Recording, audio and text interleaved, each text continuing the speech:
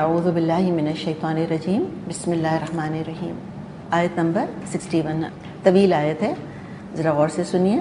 وما تكونوا في شأن وما تتلو منه من قرآن ولا تعملون من عمل إلا كنا عليكم شهودا إذ تفيضون فيه وما يعزب عن ربك من مثقال ذرة في الأرض ولا في السماء ولا أصغر من ذلك ولا أكبر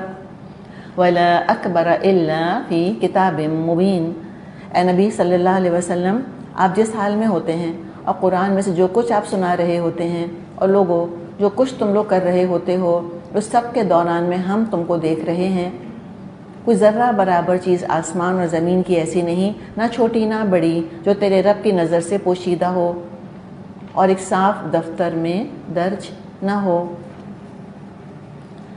تو بات کا آغاز ہوا نبی اکرم صلی اللہ علیہ وسلم کی ذات سے، اور پھر آگے چل کر تعملون میں صحابہ کو بھی انکلوڈ کر لیا گیا. جو لیڈر کے کام ہوتے ہیں، سچے فالوورز اسی طرح کے کام کر رہے ہوتے ہیں، تبھی تو لیڈر کو لیڈر کہتے ہیں. اگر اطاعت ہی نہیں ہے، اتباع ہی نہیں ہے، تو وہ کیا لیڈر ہوا پھر؟ تو صحابہ کا تو ہم معاملہ جانتے ہیں کہ وہ تو اطاعت اتباع بھی کیسے کیا کرتے تھے. تو فرمایا کہ اے نبی صلی اللہ علیہ وسلم، آپ جس حال میں بھی ہوتے ہیں، اب یہ حال سے مراد یہاں پر یہ لیٹنا بیٹھنا نہیں ہوگا. شأن کے بارے میں ہم نے بات کی، اہم کام کو کہتے ہیں. اور اہم ترین کام کیا تھا نبی اکرم صلی اللہ علیہ وسلم کا؟ اہم ترین کام کیا تھا؟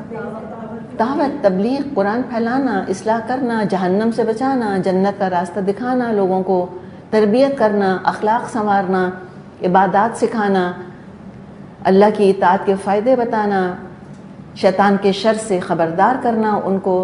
تو آپ تو رات دن لگے رہتے تھے، اور آپ کے مبارک ساتھی بھی یہ کام کر رہے تھے.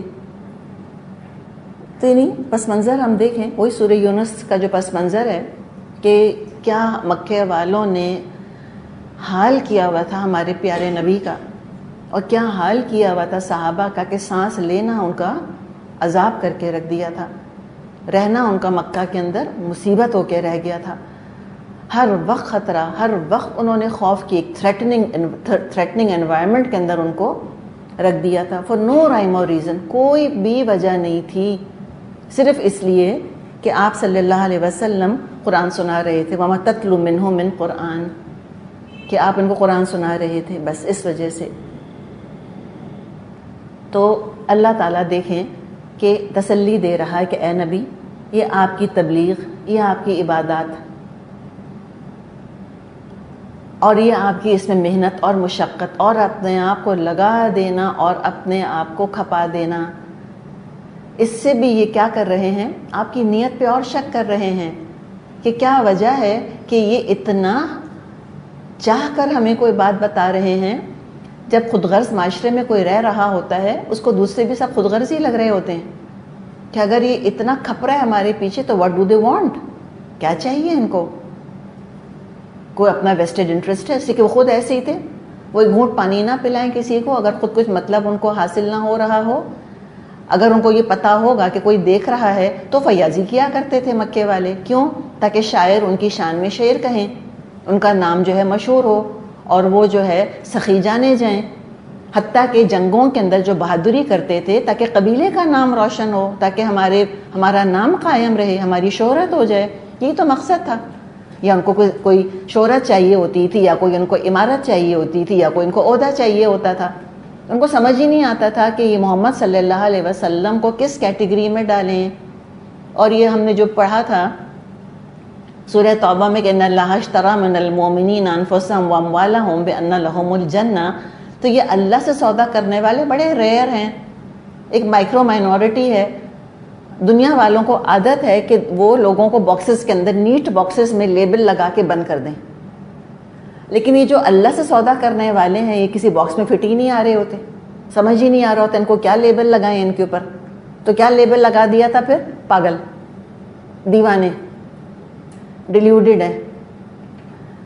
تو اتنا وہ مذاق اڑا رہے تھے. تو اللہ نے کہا کہ چاہے یہ آپ کی عبادات کا، آپ کی تبلیغ کا، آپ کی بے لوسی کا، آپ کی بے غرضی کا، جو آپ اس میں اپنے آپ کو کھپائے چلے جا رہے ہیں، یہ کتنا بھی مذاق اڑائیں، کتنی بھی ناقدری کریں، آپ کا بائیکاٹ کریں، کوئی بات نہیں، آپ فکر نہیں کریں، آپ پورے انہماک پورے کنسنٹریشن سے اپنے مشن میں لگے رہیں، اور آپ کے مبارک ساتھی بھی، یہ ابو بکر اور یہ عمر اور یہ عثمان اور یہ علی، سب یہ کام کرتے رہیں۔ اللہ ہر جگہ آپ لوگوں کو دیکھ رہا ہے۔ الا کننا علیکم شہودن، مگر کہ ہم گواہ ہیں۔ اور یہ جو فریز ہے نا، اذ تفیضون فیہ، فاضا کا مطلب کیا دیکھا ہم نے بھی، فاضا یفیدو، سہولت سے بہتے چلے جانا۔ اس کو کہاں قرآن نے فٹ کیا ہے، دیکھیں اس لفظ کو، جو پانی کے بہنے کے لیے آتا ہے یا آنسوؤں کے بہنے کے لیے آتا ہے، اس کو انسانوں کے ساتھ اٹیچ کر دیا۔ جو ان اینیمیٹ آبجیکٹس کے لیے بعض ورڈز یوز ہوتے ہیں، ان کو ہیومنس کے لیے اللہ تعالیٰ نے استعمال کیا۔ تو اس سے پھر آپ دیکھیں کہ امیجنیشن انسان کا کتنا وسیع ہو جاتا ہے۔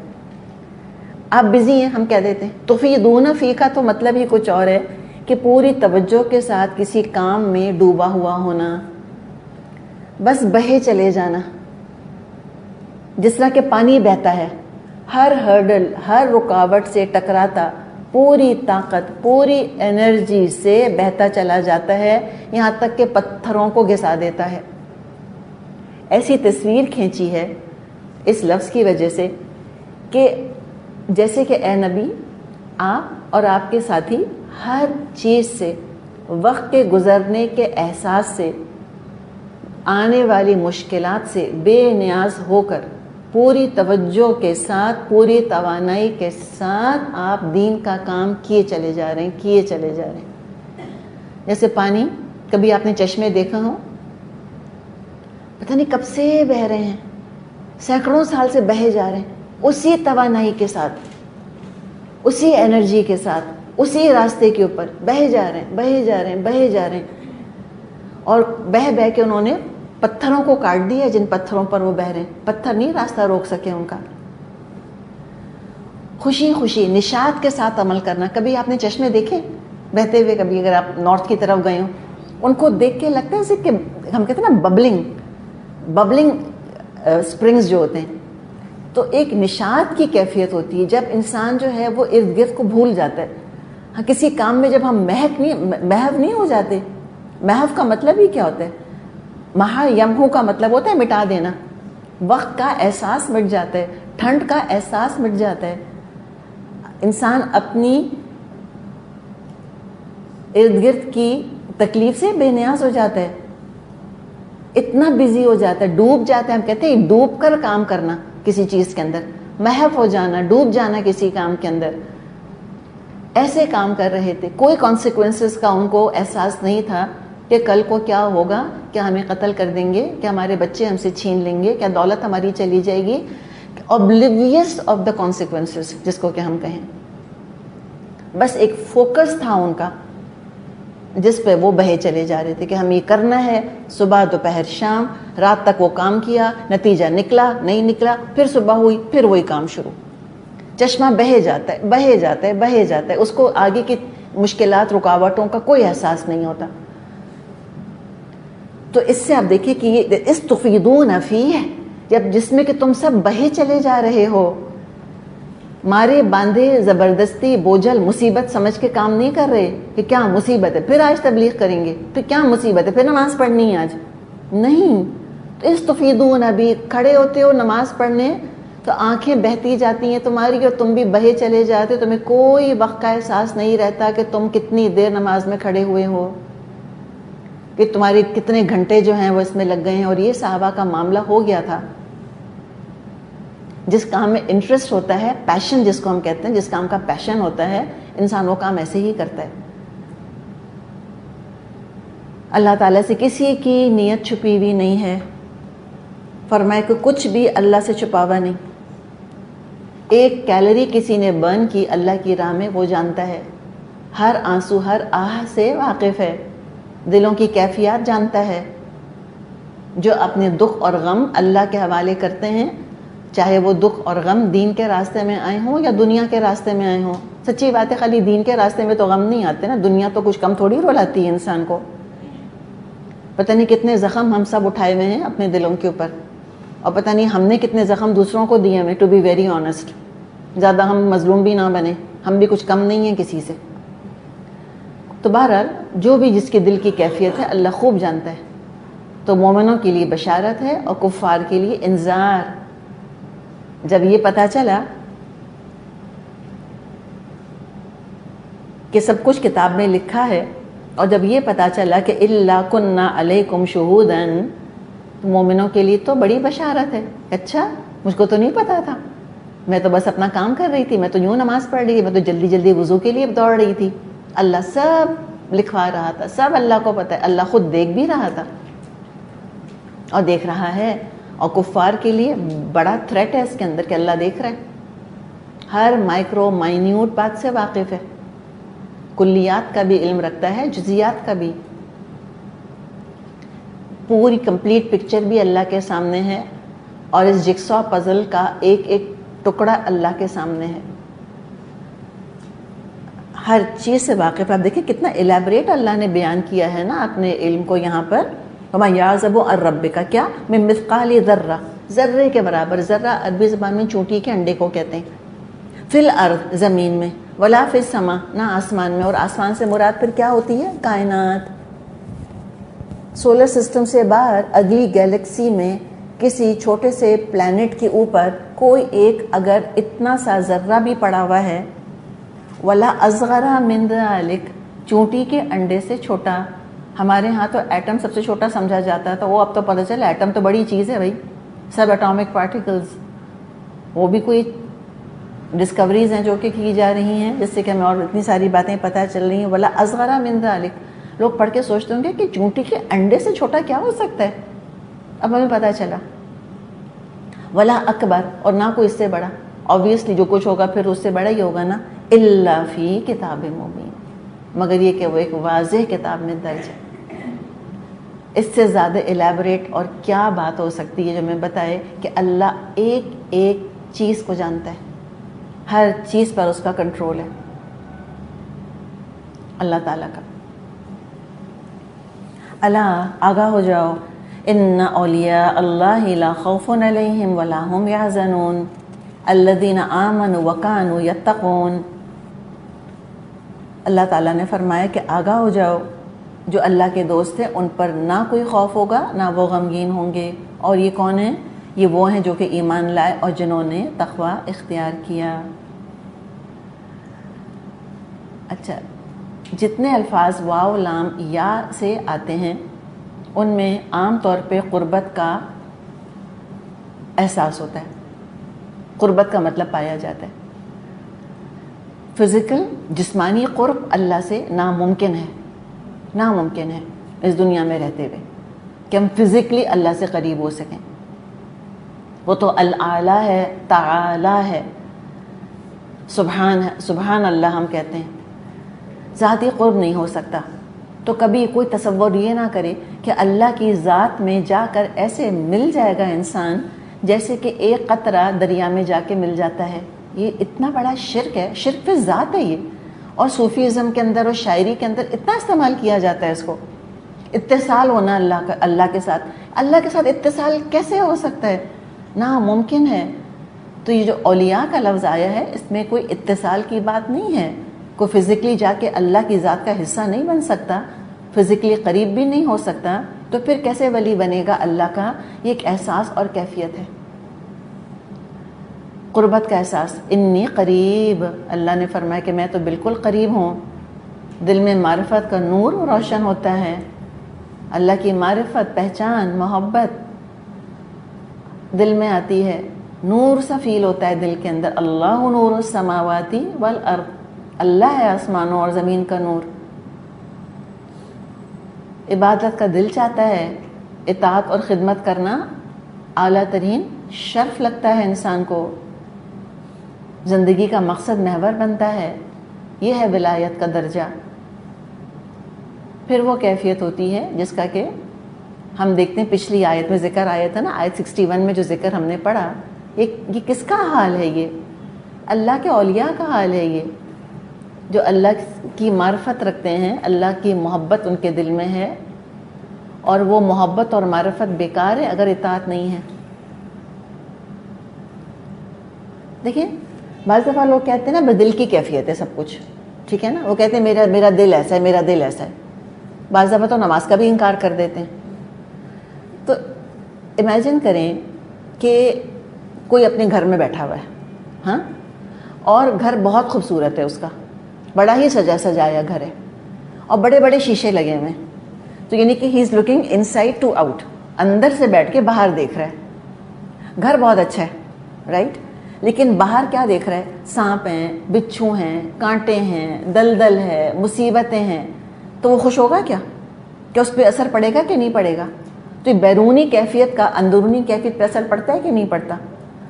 ہم پاکستان میں رہتے ہیں، کہیں سے ہم نے کھانا کھایا بہت اچھے ریسٹورینٹ سے مثال کے طور پہ، ٹھیک ہے، اب ہم گاڑی میں آ کر بیٹھ گئے، ہم نے گاڑی کے شیشے بھی چڑھا لیے، اور پھر ایک بچہ جو شیشے کے ساتھ اپنا منہ لگا کر اور ہم سے پیسے مانگتا ہے، اثر ہوتا ہے کہ نہیں ہوتا؟ بالکل ہی انسان مردہ ہوگا نا اندر سے، جو اس پہ اثر نہ ہو. ہم دیکھنا بھی نہیں چاہ رہے ہو تو اس کی طرف، اتنی تکلیف ہوتی ہے انسان کو. تو جو بیرونی حالات ہوتے ہیں وہ کیا اندرونی کیفیت پہ اثر نہیں ڈالتے؟ تو کیسے ہو سکتا ہے کہ دل میں تو ہے اللہ کی محبت، اندر سے بہت کمفرٹیبل ہیں، اور باہر جو ہے یہ ساری اللہ کی نافرمانی کے سانپ بچھو پھر رہے ہیں؟ تو یہ کیسے چین آ سکتا ہے؟ یہ کیسی قربت ہے؟ ناممکن ہے، امپاسبل.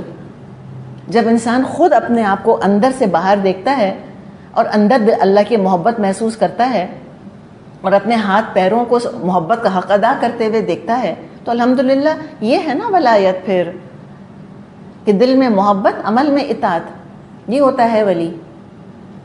اور ہم بھی کسی کی محبت صرف فیس ویلیو پہ کبھی قبول نہیں کرتے، ہر محبت کے ساتھ ایکسپیکٹیشن ہے. اگر ہم نے دعویٰ کیا ہے کہ مجھے فلاں سے محبت ہے اور ہم نے اقرار کیا ہے اور اظہار کیا ہے، پھر وہ توقعات کا ہم نے دروازہ کھولا ہے دراصل. اور کوئی ہم سے اگر کہہ دیتا ہے کہ مجھے تم سے محبت ہے، وہ توقعات کا دروازہ کھولتا ہے، پھر ہم سرٹن بیہیویئر ایکسپیکٹ کرتے ہیں. اور اللہ سے جس نے محبت کا دعویٰ کیا، اللہ کو نعوذ باللہ دھوکہ دے گا. یخادعون اللہ وہو خادعهم، اللہ کو دھوکہ دیتے ہیں، اللہ دھوکہ دینے والا ہے ان کو. یہ سمجھیں گے کہ ہاں ہمیں اللہ سے محبت ہے، قیامت کے دن جب دل تولیں گے کوئی محبت نہیں نکلے گی، پتہ چلے گا ایسی فارس تھا سارا، دھوکہ تھا سارا، کوئی اللہ سے محبت نہیں تھی. حقیقت میں محبت ہوگی، اللہ کو راضی کریں گے. وہ یہ والی کیفیت ہوگی جو آیت 61 میں اللہ نے بیان کی ہے. یہ اللہ کے اولیاء کی کیفیت ہے. اللہ کا کام کر کے، دین کے لیے کام کر کے، اللہ کی عبادت اطاعت کر کے خوشی محسوس کرتے ہیں. کہتے ہیں کل پھر یہی کروں گی، پرسوں پھر یہی کروں گی، مرتے دم تک یہی کروں گی. ان کو تو رونا آنے لگتا ہے اگر کبھی ان کو یہ ڈر یا احساس پیدا ہو جائے کہ ہو سکتا ہے کل اللہ کی اطاعت کی توفیق نہیں ملے گی، تو مرنے سے پہلے اگر میں اللہ کی نافرمان ہو گئی تو. یہ تو خوف ہے ان کا زندگی کا، فیئر آف دیئر لائف. یہ ہوتے ہیں ولی اللہ. تو لگتا ہے ان کو جیسے کوئی اندیکھی طاقت، کوئی انویزیبل ڈرائیونگ فورس ہے جو ان کو آگے سے آگے دھکیل رہا ہے. ولی اللہ کون ہوتے ہیں؟ محنت کر کے اللہ کی محبت، اللہ کے قرب کے درجے طے کرتے ہیں. محنت، ہم نے بس اس ایک نقطے کو اوپر سے نیچے ڈال دیا. محنت میں نقطہ اوپر ہے، محبت میں نیچے ہے. ایگزیکٹلی ورڈ وہی ہے اردو کے اندر. محنت کو نکال دیا اور محبت کے راگ الاپتے رہتے ہیں. کہتے ہیں شاعری کرو اور دھمال ڈالو اور قوالیاں سنو، بس یہ اللہ کی محبت میں دیوانے ہو گئے، حال چڑھ گیا. قرآن ہم کو حال سے بے حال کرنے نہیں آیا، ہمارے حال کو درست کرنے آیا. کسی نبی پر، کسی صحابی پہ کبھی حال نہیں چڑھا، نیور، کہ وہ ناچ ناچ کے نعوذ باللہ دیوانے ہو گئے ہوں، نیور. اور صحابہ سے بڑھ کر کوئی ولی اللہ تھا ہی نہیں. جب بھی ہم اولیاء اللہ کی بات کریں، سب سے بڑے اولیاء اللہ تو انبیاء ہوتے تھے، ان کے بعد صحابہ کا نمبر ہے. ان سے بڑے اولیاء اللہ کوئی نہیں. اماموں کی ہم بات کرتے ہیں، سب سے بڑے امام صحابہ. نبی اکرم صلی اللہ علیہ وسلم امام تھے. اس کے بعد ہم کہنا چاہیں تو ہمیں کہنا چاہیے امام ابو بکر، امام عمر، امام عثمان، امام علی، امام حسن، امام حسین، کہنا چاہیے ہم کو. ان سے بڑے امام کوئی نہیں، ان سے بڑے ولی کوئی نہیں. لیکن کبھی ہمیں کچھ ایسی چیز ملتی نہیں کہ انہوں نے کوئی ایسے کام کیے ہوں جو آج کل کے اولیاء کے ساتھ ایسوسیٹ کیے جاتے ہیں. خود اپنا تجربہ ہے، ہم کہیں ہم حج پر گئے ہوئے تھے، ہم ایک کمرہ جو ہم شیئر کر رہے تھے، ان کے ساتھ ہمارے ساتھ کچھ اور بھی لوگ تھے، ان کے پاس ایک سٹرینج قسم کی تسبیح تھی. تو میرے ہسبینڈ نے پوچھا کہ ایسی تسبیح کہاں سے ملی؟ ان کا کہ ہمارے یعنی کہ امام نے ہم کو دی ہے نا، جو ہمارے پیر صاحب ہیں. تو پھر میرے ہسبینڈ نے بات چیت شروع کری اس لڑکے سے کہ اچھا آپ کے پیر صاحب کون ہیں، کیا کرتے ہیں، کیا وہ آپ مطلب کوئی نمازوں کا ذکر نکلا، باجماعت نماز کا. ان کا کہ نہیں ہمارے پیر صاحب اپنے کمرے میں رہتے ہیں، حجرے کے اندر. تو میرے ہسبینڈ نے پوچھا کہ تو نماز کیسے پڑھتے ہیں باجماعت؟ کہتے ہیں وہ تو اپنے حجرے سے مکے آتے ہیں نماز پڑھنے کے لیے. کوئی باجماعت نماز نہیں پڑھ رہے، اللہ جانے نماز بھی پڑھ رہے ہیں کہ نہیں پڑھ رہے. ایسے ولی ہو سکتے ہیں؟ کبھی ہم نے دیکھا کہ مدینے میں ہیں خود نبی اکرم صلی اللہ علیہ وسلم، اور ہر نماز کے وقت پتہ چلا موجود ہی نہیں. کہاں گئے؟ جی وہ تو مکہ اللہ لے گیا ان کو. اگر کسی کو نمازوں کے لیے مکہ لے جاتا، اللہ اپنے نبی کو لے کے جاتا. رائٹ؟ حدیبیہ کا موقع ہے، حدیبیہ کے میدان میں آپ صلی اللہ علیہ وسلم اور آپ کے 1400 ساتھی رک گئے، جن کے بارے میں کہہ دی گیا کہ بیعت رضوان کرنے والے سب جنت میں جائیں گے. کتنی دور ہے کعبہ؟ اتنی سی دور. ٹھیک ہے. ایک رابعہ بصری کے متعلق مشہور کیا گیا کہ وہ کہیں رک گئیں اور ضد پکڑ لی انہوں نے، اس لیے کہ ولیہ تھیں، اللہ کی ولی تھیں. ضد پکڑ کے بیٹھ گئیں کہ میں نہیں جاتی مکہ تک، اللہ بس تم کعبے کو یہاں لے کر آ. اب کیا ہوا؟ لوگ کعبے کا طواف کر رہے تھے، وہ پتہ چلا کعبہ ہی غائب ہو گیا. پوچھا کہ کدھر گیا؟ کہا کہ وہ رابعہ کے پاس چلا گیا. تو اللہ تعالیٰ جب رابعہ بصری کے لیے لے جا سکتا ہے تو اپنے نبی کے لیے نہیں لے کر آیا خانہ کعبہ اٹھا کر؟ اس طرح کی باتیں بیان کرتے ہیں. تو یہ کوئی ولایت نہیں ہے، یہ بالکل ایک فالس سٹینڈرڈ ہے جو کہ بنایا گیا ہے ولایت کا. اللہ کے ولی کون ہوتے ہیں؟ ان کا بتا دیا، الذین آمنوا وکانوا یتقون، جو ایمان لائے اور جنہوں نے تقوی اختیار کیا. تو محنت کرتے ہیں، محنت تھکاتے ہیں اپنے آپ کو، جگاتے ہیں اپنے آپ کو، لگاتے کھپاتے ہیں اپنے آپ کو، تب کہیں جا کے قربت نصیب ہوتی ہے. محبت بہت ڈیمانڈنگ چیز ہے، محبت کرنا آسان کام نہیں ہے. اور محبت تو چلیں پھر بھی ہو جاتی ہے، محبت کو برقرار رکھنا کتنا مشکل کام ہے، ایک پرائس ہے اس کی. اور اللہ کی محبت کا دعویٰ کرنا یہ کوئی مذاق کی بات ہے کوئی؟ اس کی تم کو قیمت ادا کرنی ہوگی، اللہ کی توقعات پہ پورا اترنا ہوگا، وفا کا حق ادا کرنا ہوگا. تو محسن بنو، مومن بنو، مقرب بنتے چلے جاؤ. اور یہ جو ولی اللہ ہیں یہ کہاں ہوتے ہیں؟ پہاڑوں کے اوپر، ریگستانوں میں، ویرانوں میں، جنگلوں کے اندر نہیں. لکھا ہوتا ہے ان کے ماتھے کے اوپر، کوئی ٹی شرٹ پہنی ہوتی، آئی ایم ولی اللہ، لکھا ہوتا ہے کوئی؟ نہیں. کہاں ہیں یہ؟ پورے معاشرے میں پھیلے ہوئے ہوتے ہیں، ہمیں نہیں پتہ. اور ہر طبقے میں موجود ہوتے ہیں. عالم بھی ولی ہو سکتا ہے، تاجر بھی ولی ہو سکتا ہے، انڈسٹریلسٹ بھی ولی ہو سکتا ہے، کسان، امیر، غریب، فقیر، عورت، مرد، یہ کہیں بھی پائے جا سکتے ہیں، اینی ویئر. بس 2 شرطیں ہونی چاہیے، بلکہ اگر دیکھا جائے تو 4 چیزیں. ایک یہ کہ ان کے اندر ایک سٹرینج قسم کی بے نیازی ہوتی ہے، لا خوف علیہم ولا هم یحزنون. دنیا کے امیجیٹ حالات ان سے ریفلیکٹ ہو جاتے ہیں، وہ ڈیفلیکٹ کر سکتے ہیں اس کو، اپنی انر کور کو ڈسٹرب نہیں ہونے دیتے. جو ان کی انر کور ہے، جو دل ہے، جو ان کے وجود کی گہرائی ہے، وہ تو رب کے ساتھ اٹیچ ہے، وہ ڈسٹرب نہیں ہو سکتی. ہاں سپرفیشلی اوپر حالات اثر انداز ہوتے ہیں. اللہ کے ولی بھی روتے ہیں، ہمارے رسول بھی روئے، وہ ہنستے بھی ہیں، ہمارے رسول بھی ہنسے، فکر مند اور غمگین اور خوش بھی ہوتے ہیں. ہمارے رسول صلی اللہ علیہ وسلم فکر مند بھی، غمگین، خوش، سبھی کچھ ہوئے. لیکن یہ سطحی کیفیت ہے. اب پتہ ہے سمندر کے اوپر تو لہریں موجیں ہوتی ہیں نا، لیکن اسی گہرائی کے اندر ٹھہراؤ ہوتا ہے، بالکل سکون ہوتا ہے، اسٹیبلٹی ہوتی ہے. تو یہ کبھی بھی ان کا وجود جو ہے وہ ہل نہیں جاتا.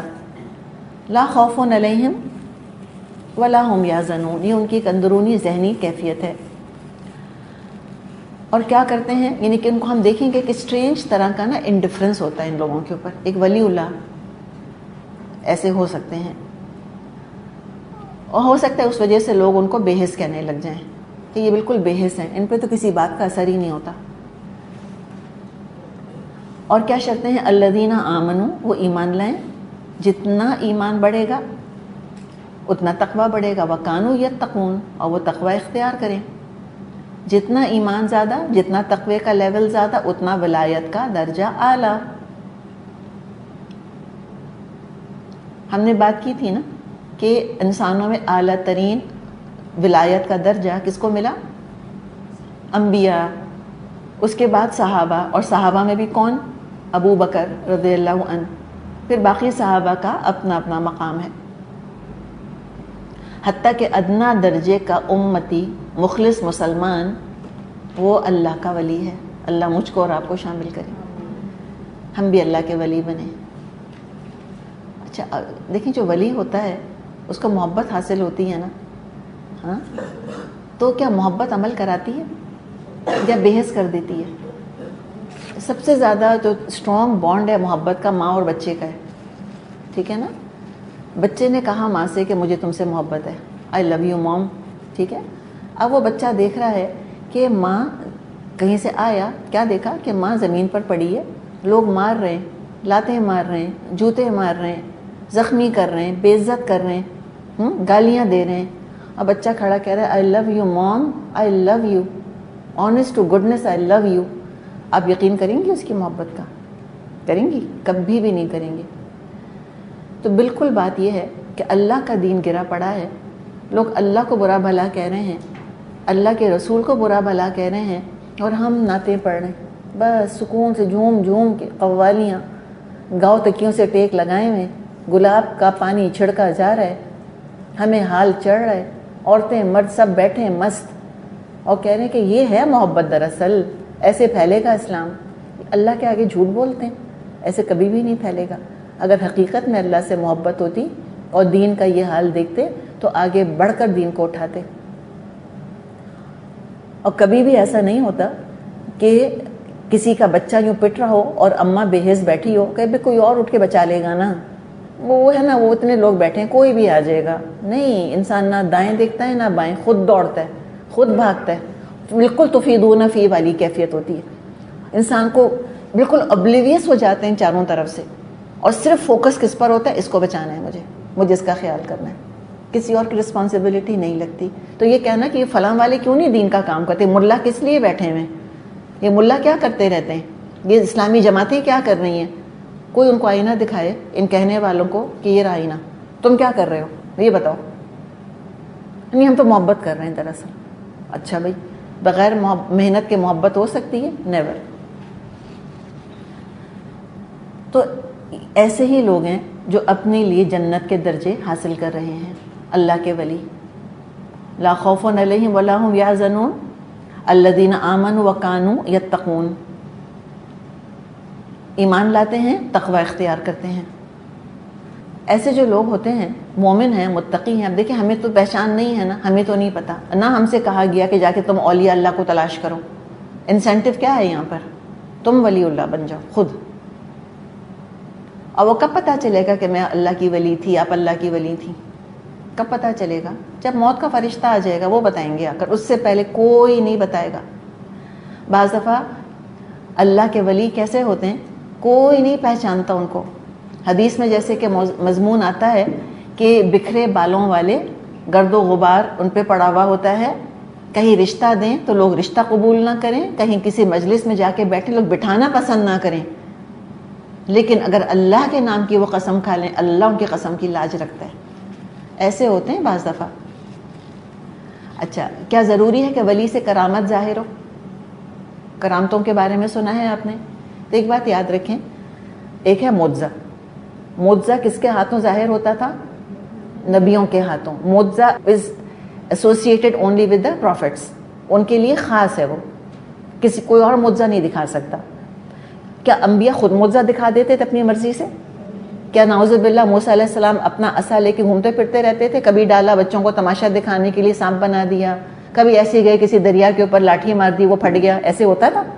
نیور. ان کے اپنے اختیار میں تھا معجزہ دکھانا؟ کبھی بھی نہیں. لوگوں نے کتنا تقاضا کیا معجزہ دکھائیں دکھائیں دکھائیں، ان کو کہ میں نہیں دکھا سکتا. سورہ انعام پوری بھری پڑی ہے اس مطالبے سے، اور نبی اکرم صلی اللہ علیہ وسلم ایبسلیوٹلی مجبور تھے، وہ نہیں دکھا سکتے. جو اولیاء اللہ ہوتے ہیں ان کے ہاتھوں کرامات ہوتی ہیں.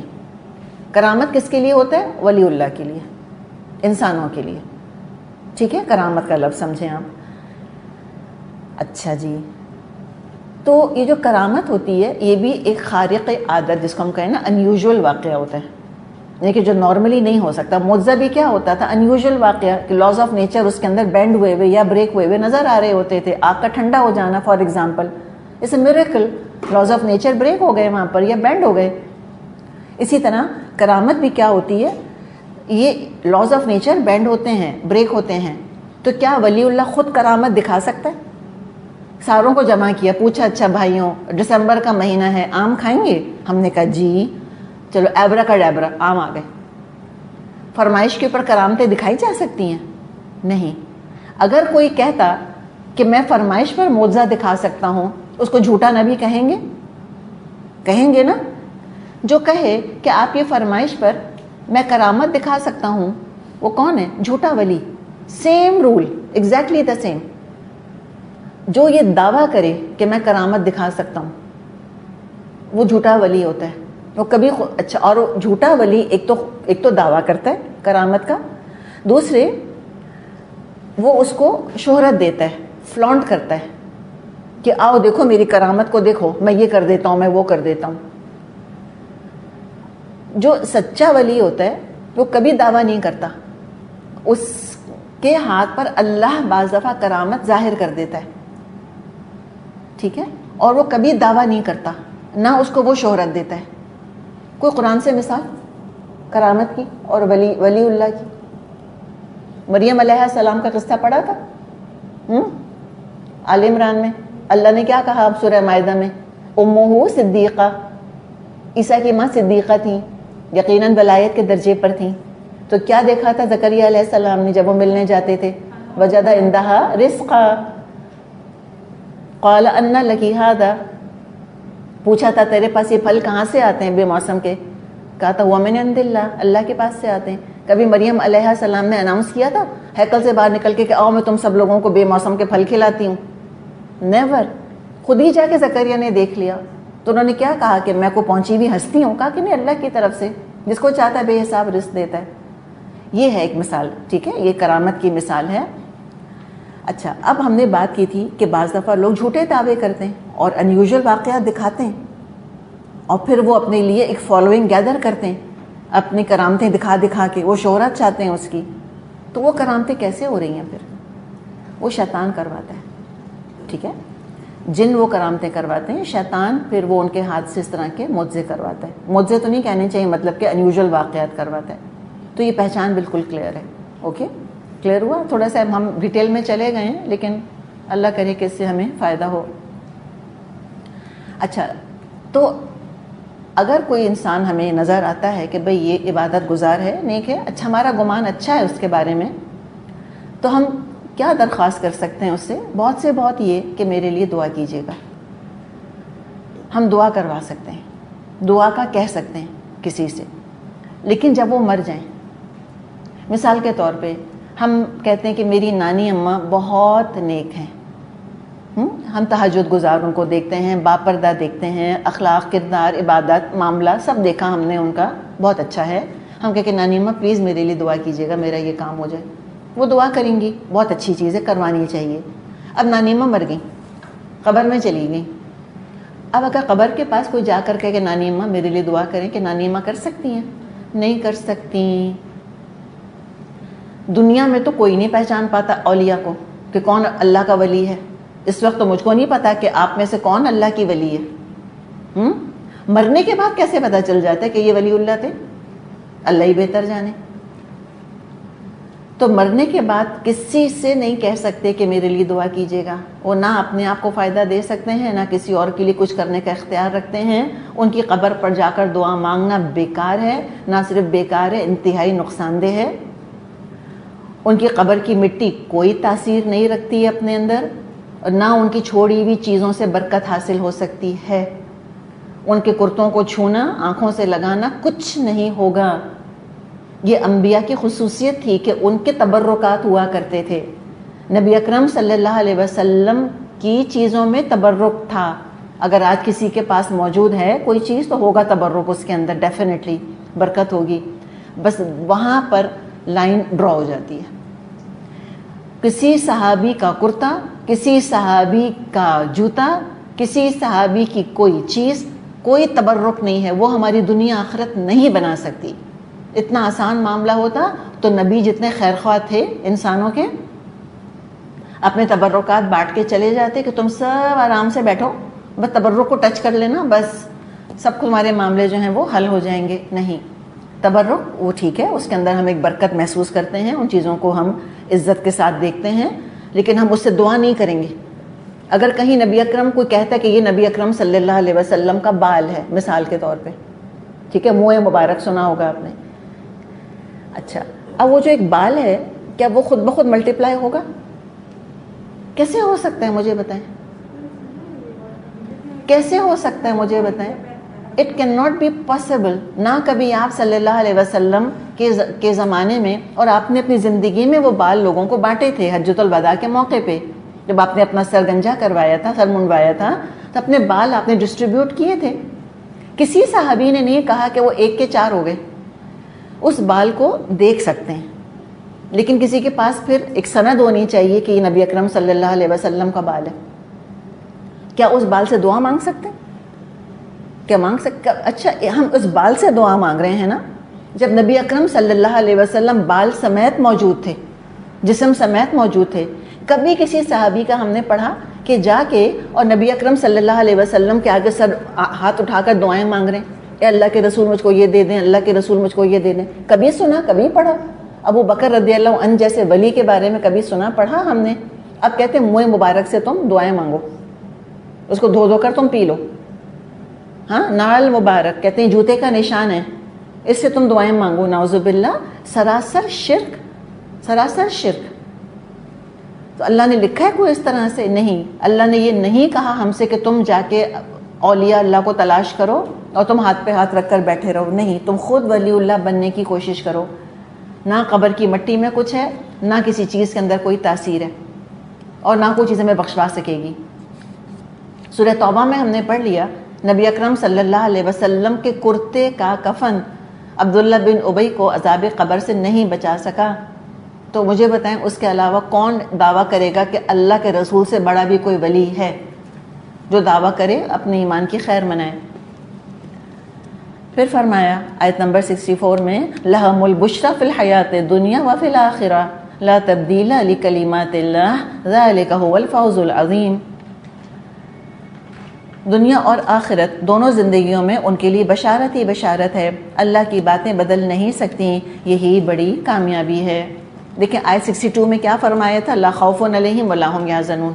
وہی مضمون یہاں مثبت انداز میں آیا، لہم البشری. خوف اور حزن نہیں ہے تو پھر کیا ہے؟ بشرا ہے، خوشخبری ہے. ایمان زوال خوف زوال حزن کا نام ہے.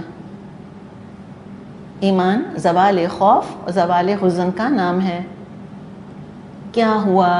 کیوں ہوا؟ ہوتا تو اچھا ہوتا، نہ ہوتا تو کتنا اچھا ہوتا. اس سے نجات مل جاتی ہے. Let bygones be by گونس.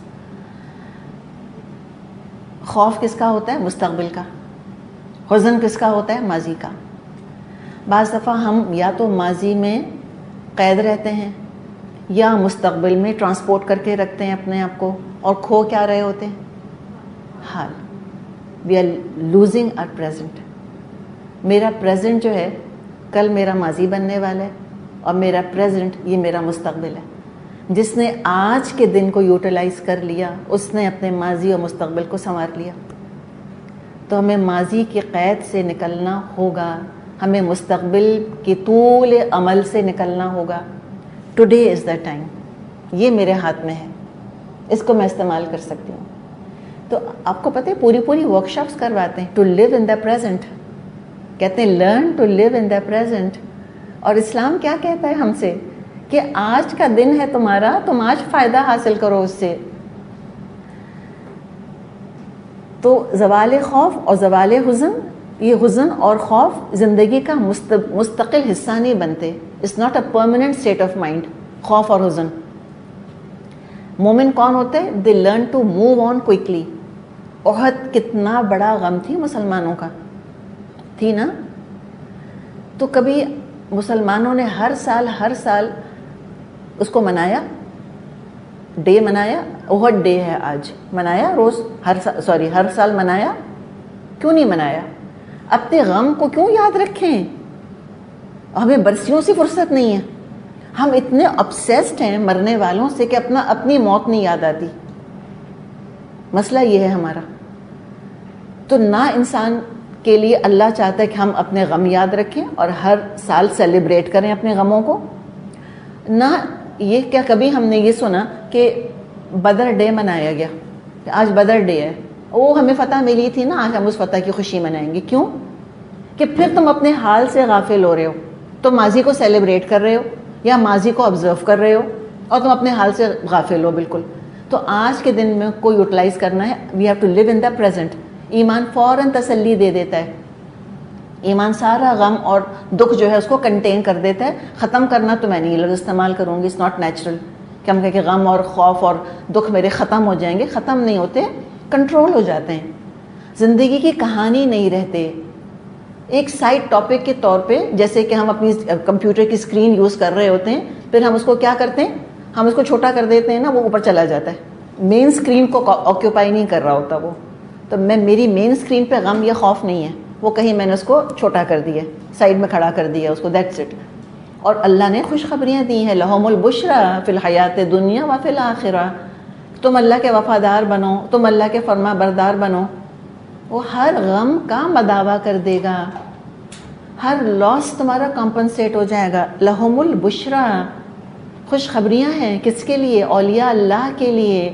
تو ولی اللہ کی ایک نشانی یہ بھی ہے کہ وہ خوشخبریاں فیل کرتا ہے، یقین کرتا ہے، ان کا مستحق بننے کی کوشش کرتا ہے. تو بشرا کے بہت سے معنی کیے گئے ہیں. نمبر 1، سچے خواب. اپنے لیے انسان کوئی اچھا خواب دیکھے یا کوئی دوسرا اس کے لیے اچھا خواب دیکھے. اور یہ حدیث میں آتا ہے، آپ صلی اللہ علیہ وسلم نے فرمایا لم یبق من النبوۃ الا المبشرات. نبوت میں سے کوئی چیز نہیں باقی رہی سوائے مبشرات کے. لوگوں نے پوچھا مبشرات کیا ہوتے ہیں؟ آپ نے فرمایا الرؤیا الصالحہ، اچھے خواب. اچھا خواب دیکھنا کہ اٹھ کر انسان کو خوشی محسوس ہو، اپنے آپ کو اچھے حال میں دیکھنا، یا کسی اور نے کہا کہ ہم نے آپ کو اس حال میں دیکھا کہ آپ بہت خوش تھیں، بہت اچھی لگ رہی تھیں وغیرہ وغیرہ، وہ بھی کیا ہے؟ بشرا. پھر نمبر 2، اب getting to the real world, خوابوں کی دنیا سے نکل کر آئیں حقیقت کی دنیا میں. نیک اعمال کی توفیق، جن پر کہ قرآن اور حدیث میں خوشخبریاں آتی ہیں، جیسے فرض نماز کا ادا کرنا، جیسے کہ زکوٰۃ دینا، جیسے مثال کے طور پہ فرض کے علاوہ 12 نوافل ادا کرنا دن بھر میں 24 گھنٹے میں. کون کون سے 12؟ 2 فجر کی سنتیں، اس کے بعد 6 ظہر کی سنتیں تو 8 ہو گئیں، اس کے بعد 2 مغرب کی 10 ہو گئیں، اور پھر 2 عشاء کی 12. یہ موقدہ سنتیں ہیں، موقدہ. تو جس نے یہ 12 نوافل ریگولر پڑھے، جنت میں محل کی خوشخبری ہے اس کے لیے. پھر ایک اور بھی بشرا کیا ہے؟ لوگوں کے دلوں میں ان کے لیے محبت ہونا اور لوگوں کا ان کی تعریف کرنا. ابو ذر رضی اللہ عنہ بیان کرتے ہیں، رسول اللہ صلی اللہ علیہ وسلم سے پوچھا گیا کہ اگر کوئی شخص اچھا عمل کرتا ہے اور اس پر لوگ اس کی تعریف کر دیتے ہیں، یعنی نیت اللہ کی رضا کی تھی لیکن اس کا اچھا عمل لوگوں کے علم میں آ گیا. حج کرنے جانا مثال کے طور پہ، حج کے لیے جانا ہے، ٹھیک ہے، کم سے کم منیمم 10 دن تو لگتے ہیں. کیا کہیں گے لوگوں سے؟ کہاں جا رہی ہیں؟ بس ایسے کہیں جا رہی ہوں، ایسے کہیں جا رہی ہوں، میں دکھاوا نہیں کرتی. نہیں میں تو فلاں جگہ جا رہی ہوں، پتہ میں تو جھوٹ بول دیا تاکہ پتہ ہی نہ چلے کسی کو میں حج پہ جا رہی ہوں. یہ کرتے؟ کبھی بھی نہیں کرتے. سب کو پتہ چلے گا نیت کیا تھی، بتانا لوگوں کو کہ حج کرنا اللہ کی خاطر. اللہ کی خاطر حج کرنے جانے کی پکی نیت ہے نا. لوگوں کو پتہ چل گیا, لوگ تعریف کر رہے ہیں کہ الحمدللہ آپ حج پہ جا رہی ہیں, اللہ تعالیٰ قبول کرے, تعریف ہو رہی ہے اس کے اوپر, بہت اچھی بات ہے, بشرا ہے, نو پرابلم. تو دکھاوے میں نہیں آئے گا یہ سب کچھ. تو اگر کوئی نیک کام کرتا ہے اور اس کی تعریف اس پر ہو رہی ہے تو یہ کیسا ہے؟ لوگوں کو لگا ریاکاری تو نہیں ہے. تو آپ نے فرمایا, آپ صلی اللہ علیہ وسلم نے, کہ تل کا عاجل بشر المومن, یہ تو مومن کے لیے نقد بشارت ہے. عاجل, دنیا میں مل گئی بشارت اس کو. مسلم میں یہ حدیث موجود ہے. اور ایک اور بشرا کیا ہے؟ دعاؤں کی قبولیت. آپ کو ابھی یہ مضمون تو سنائی دیا تھا, بخاری میں حدیث ہے کہ اللہ کے کچھ بندے ایسے ہیں کہ اگر اللہ کی قسم کھا لیں اللہ ان کی قسم ضرور پوری کرتا ہے. پھر بشرا کیا ہوگی؟ موت کے وقت فرشتے خوشخبری سناتے ہیں. بخاری میں حدیث ہے یہ کہ جب مومن کے پاس موت حاضر ہوتی ہے اسے اللہ کی رضا اور اللہ کی طرف سے عزت اور اکرام کی خوشخبری سنائی جاتی ہے. اس وقت مومن کو کوئی چیز اس سے زیادہ عزیز نہیں ہوتی جو اس کے آگے ہوتی ہے.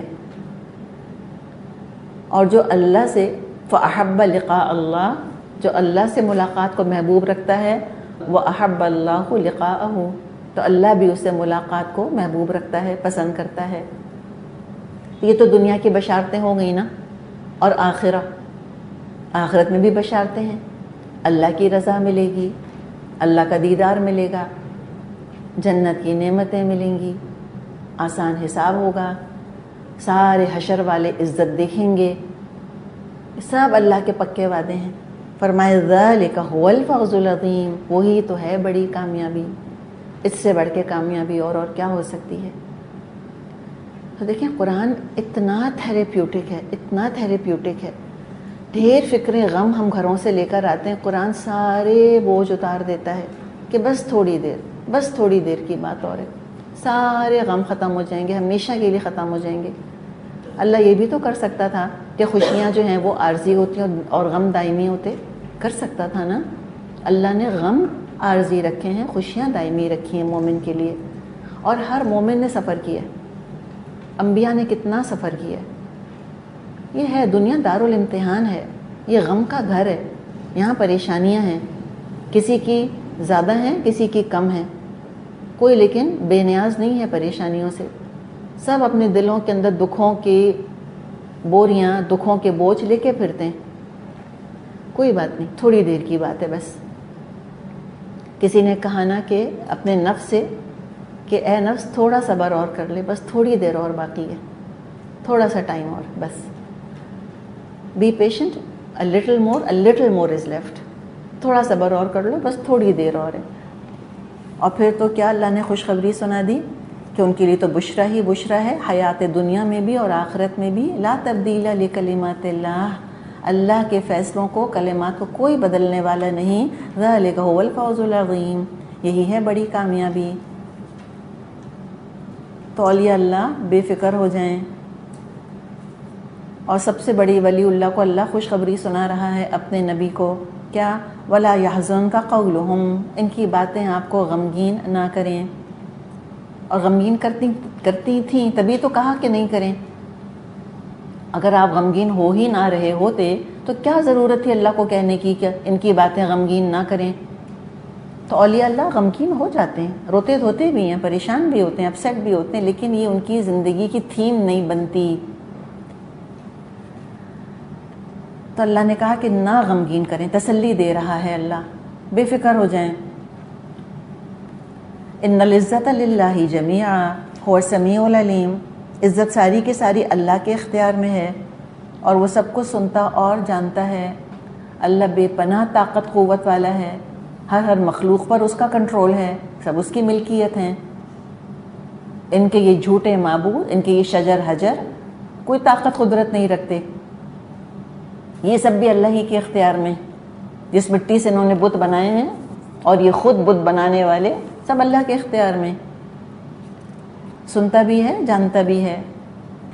الا ان للہ من فی السماوات ومن فی الارض وما يتبع الذین يدعون من دون اللہ شرکاء ان یتبعون الا الظن وان هم الا یخرصون، آگاہ ہو جاؤ، آسمان کے بسنے والے ہوں یا زمین کے سب اللہ کے مملوک ہیں، اور جو لوگ اللہ کے سوا کچھ اپنے خود ساختہ شریکوں کو پکار رہے ہیں وہ نرے وہم و گمان کے پیرو ہیں اور محض قیاس آرائیاں کرتے ہیں۔ سب اللہ کے پاس ہے، سب اللہ کے اختیار میں ہے۔ اللہ جس کو چاہتا ہے عزت سے نوازتا ہے، جیسا معاملہ چاہتا ہے وہ کرتا ہے۔ تسلیاں خوشخبریاں مومنوں کو تو اللہ تعالیٰ نے دے دی، اور جہاں تک ان کفار کا تعلق ہے یہ تو اللہ جانے کس کے پیچھے چلے جا رہے ہیں۔ هو الذي جعل لكم الليل لتسكنوا فيه والنهار مبصرا ان في ذلك لآيات لقوم يسمعون، وہ اللہ ہی ہے جس نے تمہارے لیے رات بنائی کہ اس میں سکون حاصل کرو، اور دن کو روشن بنایا، اس میں نشانیاں ہیں ان لوگوں کے لیے جو کھلے کانوں سے پیغمبر کی دعوت کو سنتے ہیں۔ یعنی رات اور دن کا ذکر کیا، دونوں کے اپنے اپنے فائدے ہیں، اللہ ہی ان کو لانے پر لے جانے پر قادر ہے، کوئی اور معبود یہ کام کر نہیں سکتا، اول تو ہے ہی کوئی نہیں، جو بھی جھوٹے معبود انہوں نے بنائے ہیں ان کا کوئی اختیار نہیں۔ جو لوگ اللہ کی آیات سنتے ہیں، حقائق پر تدبر کرتے ہیں، پورے کانشیس ہو کر پورے شعور کے ساتھ رات اور دن کی سائیکل کو دیکھتے ہیں، ورنہ تو لوگوں کا احساس بھی نہیں ہوتا کتنا بڑا فینومینن ہے جو کہ عمل میں آ رہا ہے۔ اور یہ رات اور دن، پھر آپ دیکھیں ہم نے پیچھے خوف اور غم اور بشرا کی بات کی تھی، کوئی خوف کوئی غم دائمی نہیں ہے، ہر رات کے بعد دن ہے اور ہر دن کے بعد رات آتی ہے۔ دس ٹو شیل پاس، خوشیاں ہیں وہ بھی گزر جائیں گی، آپے سے باہر مت ہوں، غم ہیں وہ بھی چلے جائیں گے، ڈپریس مت ہوں۔ تو جو سننے والے ہیں ان کے لیے بڑی نشانیاں ہیں۔ قالوا اتخذ اللہ ولدا، لوگوں نے کہہ دیا اللہ نے کسی کو بیٹا بنایا، سبحانہ هو الغنی، سبحان اللہ وہ تو بے نیاز ہے، لہو ما فی السماوات وما فی الارض، آسمانوں اور زمین میں جو کچھ ہے سب اس کی ملک ہے۔ ان عندکم من سلطان بہذا اتقولون علی اللہ ما لا تعلمون، تمہارے اس قول کی آخر کیا دلیل ہے؟ کیا تم اللہ کے متعلق وہ باتیں کہتے ہو جو تمہارے علم میں نہیں ہیں؟ دیکھیں ابھی نبی اکرم صلی اللہ علیہ وسلم سے کہا تھا نا کہ لا یحزنک قولہم، یہ پڑھا ہے نا ہم نے آیت 65 میں، ولا یحزنک قولہم، ان کی باتیں آپ کو غمگین نہ کریں۔ تو ولی اللہ کو کیا بات غمگین کرتی کہ مجھے گالی دی کسی نے یا اللہ کو دی؟ زیادہ غم اللہ کا پڑتا ہے اس کو کہ اللہ کے لیے کیوں ایسے کہہ رہے ہیں، کیوں کہتے ہیں کہ اللہ کا بیٹا ہے۔ یہ غم، یہ فکر، یہ تکلیف، اذیت محسوس کرتے تھے نبی اکرم صلی اللہ علیہ وسلم، اور آج مومن بھی اذیت محسوس کرتے ہیں ایسی باتیں سن کر۔ تو کہا کہ یہ ایسی باتیں تو آپ کو سننی پڑیں گی نا دنیا کے اندر، یہ کہتے ہیں کہ اللہ کا بیٹا ہے۔ اللہ کا کلام نہ سننے والوں کا حال یہ ہے، سن کر اگنور کر دیتے ہیں اور کہہ دیتے ہیں اپنی طرف سے کہ اللہ کا بیٹا ہے۔ کہا کہ نہیں، اللہ غنی ہے، اللہ بے نیاز ہے، اللہ کو کسی اولاد کی ضرورت نہیں۔ بس بات کیا ہے؟ یہ جو فرمایا ہے یہاں پر، پیچھے بھی جو ہم نے پڑھا تھا نا کہ وَإِنْهُمْ إِلَّا يَخْرُصُونَ، اور یہاں بھی أَتَقُولُونَ عَلَى اللَّهِ مَا لَا تَعْلَمُونَ، بس اس کو ہم کہتے ہیں نا اندازے لگانا، ان کا خیال ہے یہ۔ آئی تھنک دنیا میں تو ہر قدم پر اتنے پرٹیکولر ہوتے ہیں، پورا پکا علم حاصل کرتے ہیں، آخرت کے معاملے میں بس آئی تھنک پہ گزارا ہے ان کا، آئی تھنک ایسا ہوگا، آئی تھنک ایسا نہیں ہوگا، اندھی تقلید، بس احمقانہ باتیں کیے چلے جا رہے ہیں، پتہ ہی کچھ نہیں، علم ہی حاصل نہیں کرتے۔ قل ان الذین یفترون علی اللہ الکذب لا یفلحون، اے محمد صلی اللہ علیہ وسلم کہہ دیجئے جو لوگ اللہ پر جھوٹے افطرا باندھتے ہیں وہ ہرگز فلاح نہیں پا سکتے۔ شرک اور کفر اور اللہ کی نافرمانی کو جسٹیفائی بھی تو کرنا ہوتا ہے نا لوگوں کو، obviously۔ تو طریقہ کیا نکالا؟ اللہ کا نام لے کر جھوٹ بولو کہ اللہ نے خود کہا ہے ہم سے یہ کرنے کے لیے۔ تو جو اللہ پہ جھوٹ باندھنے والے کبھی فلاح نہیں پائیں گے۔ متاع فی الدنیا، دنیا کی چند روزہ زندگی کا سامان ہے۔ ثم الینا مرجعہم، پھر ان کا لوٹنا ہماری طرف ہے۔ ثم نذیقہم العذاب الشدید بما کانوا یکفرون، پھر اس کفر کے بدلے جس کا ارتکاب وہ کرتے رہے ہیں ان کو سخت عذاب کا مزہ چکھائیں گے۔ تھوڑی دیر کی دنیا، اس کی بھی ہر کامیابی ادھوری، عارضی، اللہ کی طرف جب لوٹیں گے اپنے کیے کا خوب اچھی طرح مزہ چکھ لیں گے. اللہ سمجھا دے گا، اللہ بتا دے گا ان کو کہ انہوں نے کیا کیا حرکتیں کی ہیں. عذاب الشدید، کیوں؟ بما کانوا یکفرون، کفر کی وجہ سے.